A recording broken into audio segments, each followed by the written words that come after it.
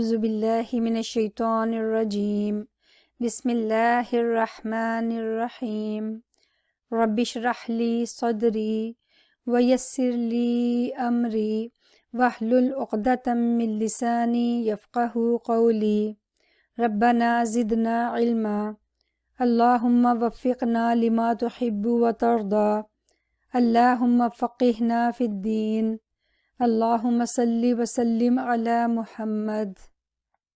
السلام علیکم ناظرین، پچھلی کلاس میں ہم نے حروف تہجی کے بارے میں پڑھا تھا کہ یہ حروف کیا ہیں اور ان کی تعداد کتنی ہے۔ آج کی کلاس میں ہم ان کی پہچان کے بارے میں پڑھیں گے۔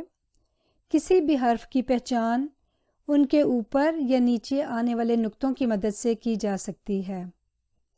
یہ حروف چونکہ الگ الگ لکھے جاتے ہیں اس لیے انہیں حروف مفردات کہا جاتا ہے، لیکن جب ہم ان کو ملا کر کوئی لفظ بناتے ہیں تو وہ اس کا مرکب بن جاتا ہے۔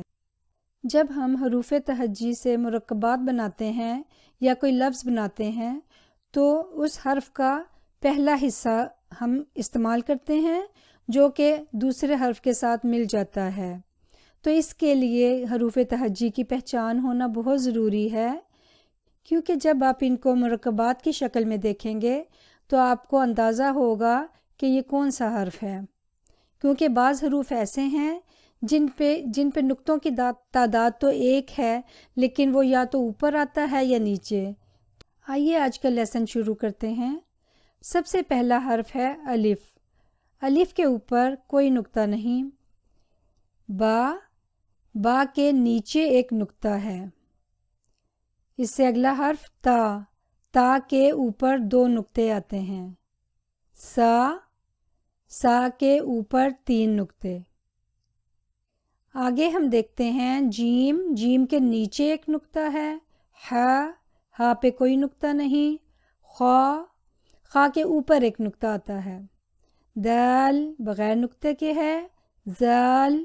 زال کے اوپر ایک نقطہ ہے۔ را بغیر نقطے کے۔ زا کے اوپر ایک نقطہ ہے جس سے را اور زا میں فرق کیا جا سکتا ہے۔ سین بغیر نقطوں کے ہے۔ شین کے اوپر تین نقطے ہیں۔ سواد پہ کوئی نقطہ نہیں۔ دعاد کے اوپر ایک نقطہ ہے۔ بغیر نقطے کے۔ زوا کے اوپر ایک نقطہ۔ عین کے اوپر کوئی نقطہ نہیں۔ غین کے اوپر ایک نقطہ۔ فا کے اوپر بھی ایک نقطہ آتا ہے۔ یہ قاف جو ہم ہیوی پڑھتے ہیں اس کے اوپر دو نقطے ہیں۔ یہ کیف کی دوسری شکل ہے جس کے اوپر کوئی نقطہ نہیں اور یہ لیٹر باریک ہے۔ لام بغیر نقطے کے۔ میم بغیر نقطے کے۔ نون کے اوپر ایک نقطہ ہے۔ واو ہا یہ دونوں حروف بغیر نقطوں کے ہیں۔ یا کے نیچے دو نقطے ہیں۔ تو ناظرین آپ نے دیکھا کہ نقطوں کی وجہ سے ہم حروف کی پہچان کر سکتے ہیں، جیسے کہ اس کی مثال دیکھیں کہ با کے نیچے ایک نقطہ اور نون کے اوپر ایک نقطہ، اسی طرح تا کے اوپر دو نقطے اور یا کے نیچے دو نقطے۔ تو آئیے اب ہم دیکھتے ہیں کہ حروف تہجی جب شروع میں، درمیان میں اور آخر میں آتے ہیں تو ان کی کیا شکل ہوتی ہے۔ سب سے پہلا حرف ہے الف۔ الف جب شروع میں آتا ہے تو وہ ہمیشہ علیحدہ لکھا جاتا ہے۔ الف جب کسی حرف کے اینڈ میں آتا ہے تو اس کی شکل اس طرح ہوتی ہے۔ اس کے بعد ہے با کسی حرف کے شروع میں آئے تو وہ اس طرح لکھا جاتا ہے، یعنی ہاف لکھا جاتا ہے۔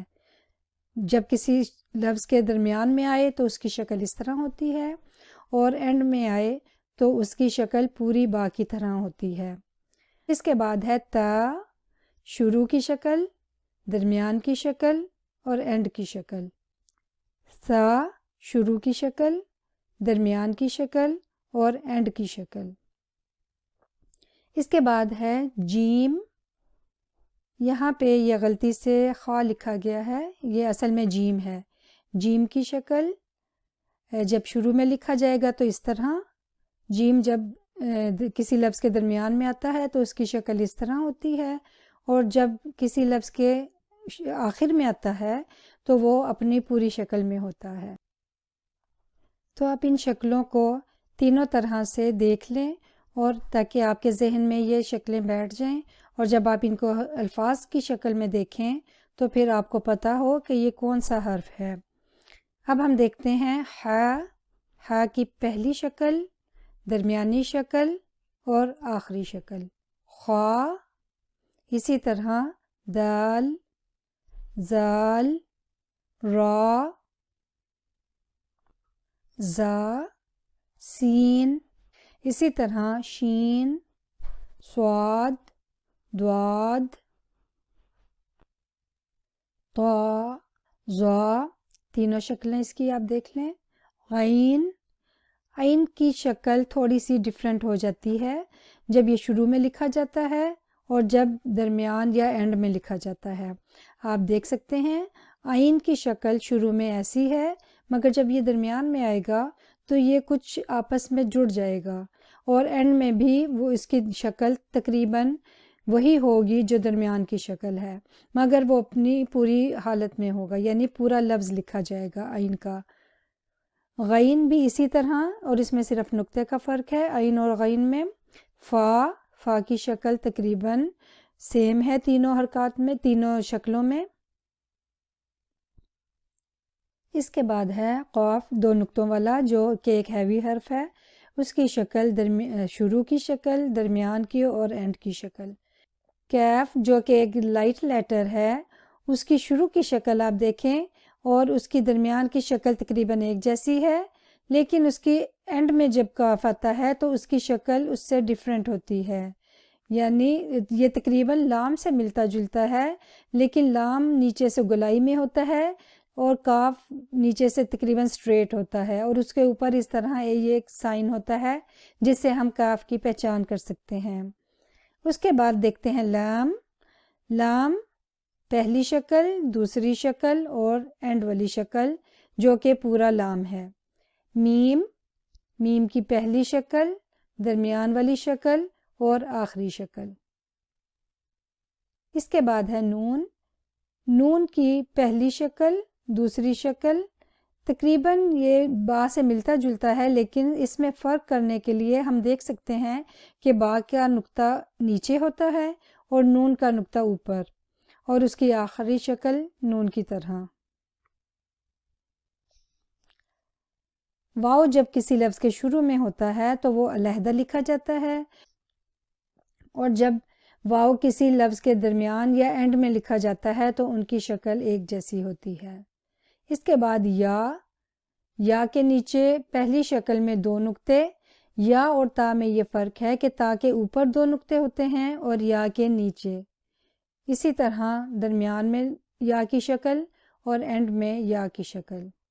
حمزہ، حمزہ ہمیشہ کسی لفظ کے اوپر لکھا جاتا ہے، کیونکہ علیحدہ سے حمزہ لکھا جائے تو وہ اتنا خوبصورت دکھائی نہیں دیتا، اس لیے اس کو ہولڈ کرنے کے لیے یا تو ہم واؤ کا سہارا لیتے ہیں یا پھر چھوٹی یا کا۔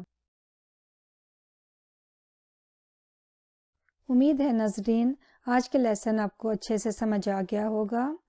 ان حروف تہجی کی پہچان اس لیے ضروری ہے کیونکہ جب ہم ان سے مرکبات بنائیں گے تو ہمیں پہچان ہوگی کہ یہ کون سا لفظ ہے۔ اللہ تعالی ہمارے لیے بہت آسانیاں پیدا فرمائیں۔ آپ سے اجازت چاہتی ہوں۔ السلام علیکم ورحمۃ اللہ وبرکاتہ۔